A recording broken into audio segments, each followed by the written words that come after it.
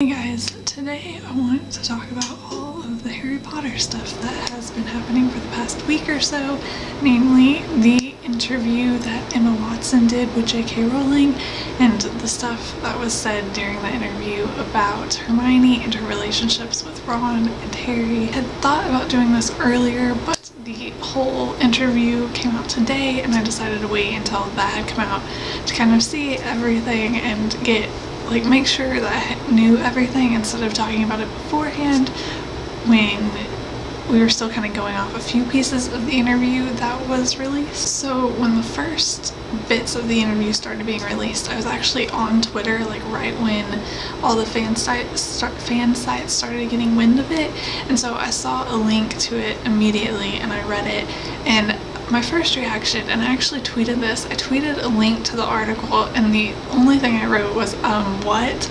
Because I was still kind of trying to process everything, and for the longest time, at least a couple hours after I had read the article, I was just kind of in this weird state where I was still trying to process it and figure out what exactly was being said, because it was very vague, and they did that on purpose. You can clearly tell they were trying to imply certain things by releasing only that small part to get attention, and I was kind of trying to sort out, okay, what was Joe saying and what was the magazine trying to imply that she was saying, and differentiating those two, and so it took me a while to kind of sort through how I was feeling about the information that we had, and I did get a little bit emotional. I was kind of upset about it so far because, for those of you who don't know, I'm a huge Ron and Hermione shipper. I've talked about this before, but they're the first couple that I ever shipped, and I love them both so much, and so I was kind of upset about how this seemed to be going, but I was going to wait until the entire interview came out to see everything that Joe had said. But the really interesting thing about this to me was how the entire fandom reacted, and watching everyone just kind of go on about this, and it was pretty much like the shipping wars were back. Everyone was arguing again over Hermione and Ron and Harry and Hermione, and which were better and which was worse, and all of this other stuff. And I saw people talking about how Ron wasn't deserving of Hermione, which is one of my least favorite arguments ever, because you can ship Harry and Hermione all you want, I don't care, but if you start saying that Ron isn't worthy of Hermione, I'm going to get angry, because no, that is the one argument that really makes me mad. But that is not the point of this video.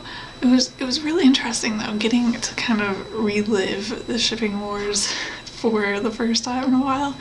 And aside from tweeting a few things, I think I maybe reblogged a couple things on Tumblr, I didn't really get involved because it was very, very dramatic, and I realized, and I'm pretty sure I tweeted something about this too, but I realized that I really don't miss the Harry Potter shipping wars.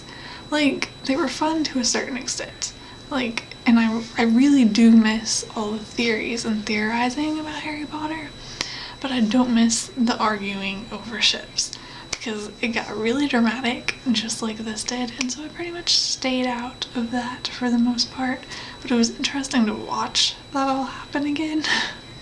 So if this whole thing was good for anything, it was very good at reminding me of the shipping wars and the Harry Potter fandom back, I don't know, more than 5 years ago. Now, as to pretty much be expected, the actual interview with Joe was not as bad as the magazine had kind of been trying to make it out to be.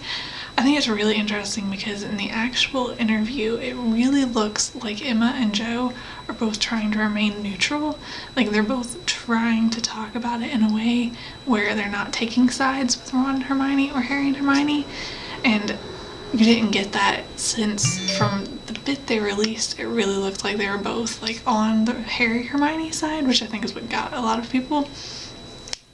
But when you see the entire interview, I think it comes across that they're trying to remain neutral and trying not to give away which couple they think is better, which is definitely better than the small bit that we got before. There are still a few minor comments that I don't really agree with from what they said in the interview, but it definitely wasn't as bad as it could have been. I do think it's important to point out, and lots of people have been pointing this out since this all started, but the books have been written. Like, they're there. There's an epilogue where Ron and Hermione are married. So in canon, Ron and Hermione are married, and nothing's going to change that. Even though Jo's the writer, the books have been written, she's already written it. So basically, pretty much what she says doesn't really matter. Because there's nothing that she can do to go, well, I mean, I suppose she could like republish it or something, but not going to happen. So Ron and Hermione are together, and it shouldn't matter really what she says now. But that being said, obviously as the writer, if she says something like that, it's going to cause a big deal because it's her point of view on characters that she wrote. But I do think it's important. And John Green did tweet once this all started blowing up that books belong to their readers, which is something that he said multiple times, and it's very true. So you can think about Harry Potter whatever you want to think, which is something that I have a really hard time with sometimes, wanting to take the author's authority too much when I really shouldn't. But I think this kind of helped me with that a bit, like reminding myself that what is in the book is what's in the book, and you can expand on that however you want in your own mind and in your own thoughts and whatever you want for the characters. And I think that's the most important thing to keep in mind when stuff like this happens. That being said, this was definitely an interesting week or so with all of this, and it was very interesting to see how the Harry Potter fandom reacted to everything. And I really like when things happen that makes the Harry Potter fandom active, because it tends to quiet down really and kind of go unnoticed a lot now. But then when things like this happen, we always come back, and that's always a lot of fun because I love Harry Potter. And even with everything else that I'm a fan of, Harry Potter will always be like that one thing that is always there. So it was interesting to see the shipping wars again. But I think that is all, and I will see you guys later. Bye!